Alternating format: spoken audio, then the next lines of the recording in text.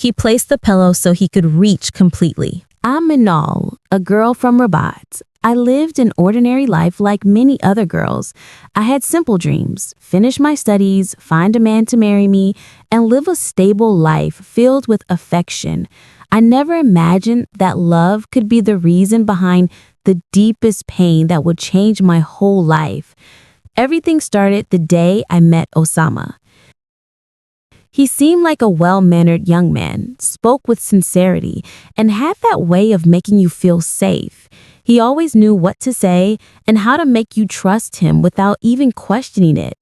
From the first time we talked, I felt something different, like fate had brought us together. Osama always talked about marriage. He used to tell me, "I'm not like other men. I dream of building a home and bringing you with me. You'll be my wife, the mother of my children." I used to close my eyes and imagine myself in that picture. A small house, laughter, love, and peace. And with time, our relationship grew. We talked for hours. We laughed, and I loved every minute I spent with him. He knew exactly how to comfort my heart. With every promise he made, I believed in him more.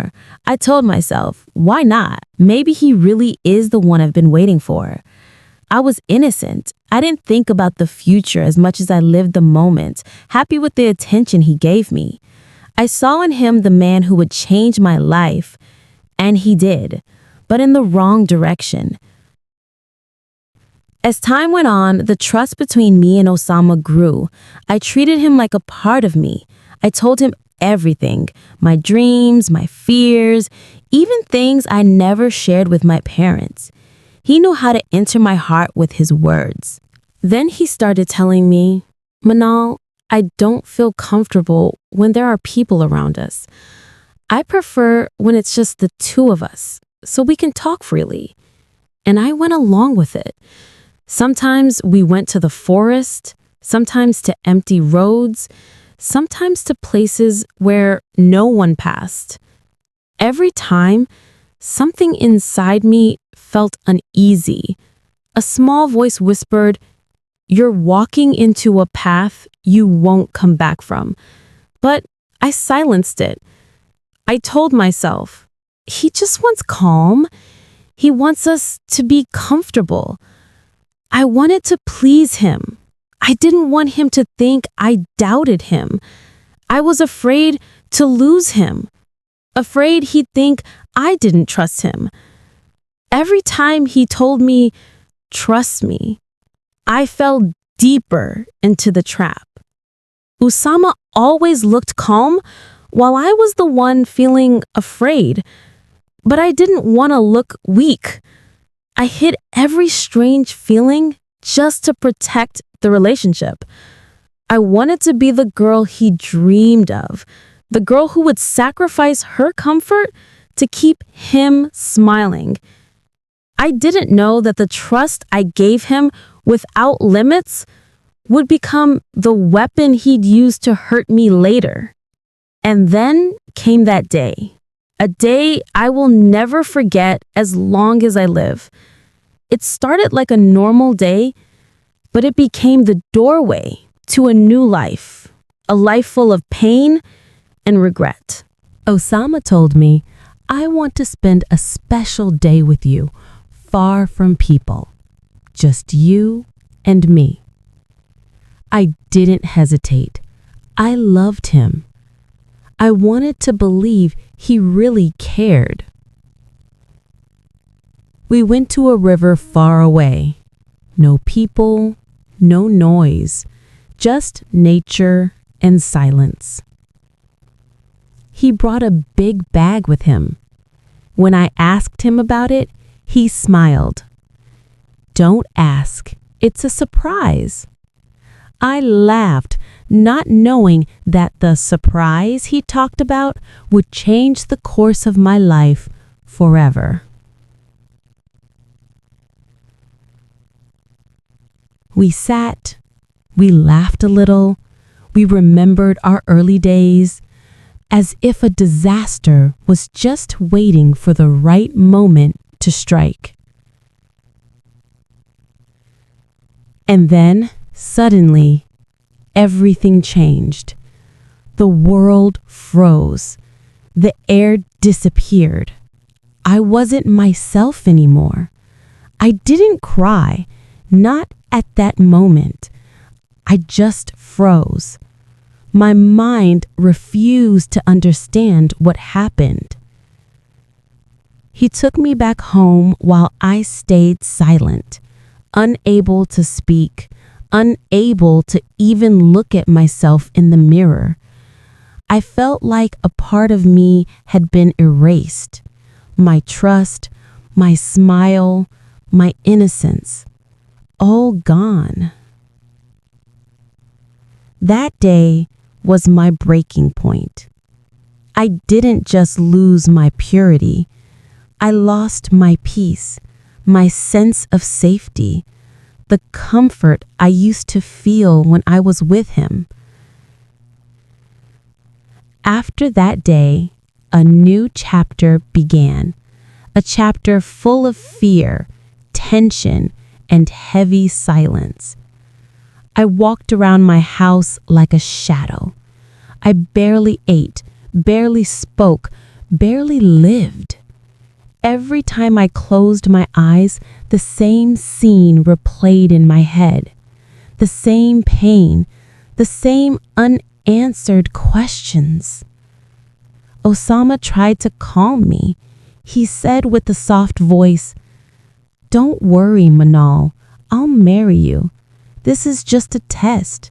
We'll fix everything." I wanted to believe him so badly. I wanted to hold on to any thread of hope, to convince myself that what happened wasn't meaningless. But with time, the truth revealed itself. His promises were empty. His words faded into thin air. Every time I tried to talk seriously about marriage, he changed the subject, laughed, or said, "Don't waste time talking about this. Let things go naturally." I saw hesitation in his eyes, a coldness I had never seen before. He wasn't the same person I knew. The kindness and enthusiasm disappeared. I tried to make excuses for him. Maybe he's scared. Maybe he needs time. But the truth was clear, and I was the one refusing to see it. Osama never intended to marry me. He just wanted to quiet his conscience with sweet words until time erased everything. But I wanted to believe. I wanted to feel that my heart didn't choose wrong, that love wasn't just a trap.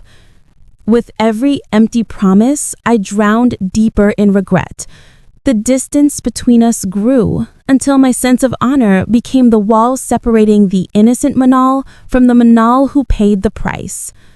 After months of confusion, fear, and waiting, I couldn't live in that fog anymore. I told my friend everything, and she said clearly, "Don't let him end it like this. You must force him to marry you. He's the one who did wrong. He must take responsibility." Her words cut through me, but in that moment, I felt it was the only way to regain at least a piece of my dignity. I started pressuring him, day after day, with my words, my tears, my fear. When he saw I was determined and when I threatened him with the police, he finally agreed to marry me. Our wedding day wasn't anything like the dream I once imagined. There was no joy, no light. I wore white, but my heart was drowning in darkness. People smiled and laughed while I cried in silence. I told myself, maybe after marriage things will change. Maybe our love will come back. But the first days of marriage were enough to wake me from that illusion. Osama changed completely. No affection, no warmth, no interest. He became cold, almost disgusted. Everything I said annoyed him. Every attempt to get closer pushed him farther away. I tried to be the perfect wife, patient, understanding, accepting the bare minimum, but nothing worked. He treated me like a duty he was forced to fulfill, not a woman he loved. Every night I asked myself, is this the marriage he promised me? Is marriage supposed to feel like a prison of endless sadness? I felt like a stranger in my own life, as if I married to cover the wound, but the wound only grew. Home no longer felt safe. Its walls trapped my voice and my tears. I looked normal in front of people, but inside, I was empty. Every day I became more convinced that mistakes can't be fixed with bigger mistakes. The love I dreamed died before it ever lived. The marriage I longed for became a dull, cold version of what I once imagined. I looked at myself in the mirror and didn't recognize the woman staring back. A woman who lost her light, her voice, her belief in love. With time, fair failure disappeared. I became afraid only of staying in something dead, something without love, without respect. Now, after everything, I understand so much more. The problem wasn't love. Love itself is never the problem. The problem was blind trust, giving my feelings to someone who didn't deserve them, putting my pure intentions in a place that never valued them. I was too kind. I saw the world through rose-colored glasses. I forgave too quickly. I made excuses for everything. I believed kindness wins hearts, but I learned that kindness without awareness is an open door to pain. Today, I am no longer the girl who feared losing people. I became the woman who protects her soul before anyone else. I learned how to stand up for myself, how to set boundaries, and how to know who deserves my trust. Osama taught me that the mind must guard the heart, and that emotions without wisdom can drag us straight into the darkness. Today, I still love, but I love in a mature way. I love myself. I love my peace. I love God, who brought me from darkness into light. I live again, with awareness and a heart that finally knows its worth. I didn't write my story for pity or sympathy. I wrote it so every girl understands that blind trust can destroy a life. Sweet words don't always come from pure intentions. Today, I no longer see myself as a victim.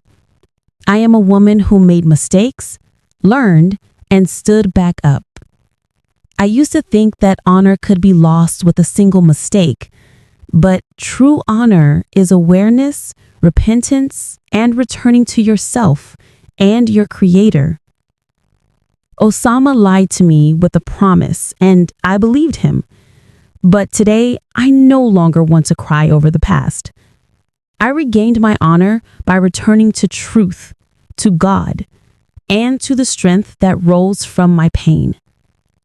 I want every girl to know, not every I love you comes from a sincere heart. Not every promise of marriage is real. A man who truly loves you protects you. He doesn't take advantage of your vulnerability. I am Manal. I wasn't perfect, but I learned from my pain more than any lesson in life ever taught me. I learned that dignity is more important than love, and that a soul that falls and rises again is stronger than 1,000 empty promises. My story wasn't an ending. It was the beginning of a new life, a life of awareness, faith, and light, even if it rolls from the depths of darkness.